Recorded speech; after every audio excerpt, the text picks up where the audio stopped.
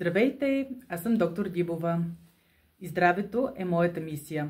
И по-конкретно, как да го пазим, как да го възстановим, ако ни се налага и най-вече как ние сами несъзнателно да не саботираме собственото си здраве.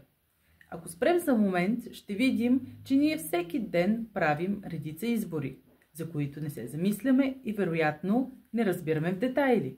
Това е важно и се базира на един от принципите на диалектиката, а именно количествените натрупвания водят до качествени изменения. Оказва се, че новата разменна монета днес е информацията. Затова ще се постарая да съм ви полезна и да споделям с вас казуси, които намирам за актуални. Една част от тях са и грешки, които аз самата съм правила в миналото, затова съм сигурна, че моят предишен опит ще ви е полезен. Освен това, ще научавате новости и ще разбулваме митове за дълбоко утвърдени погрешни представи.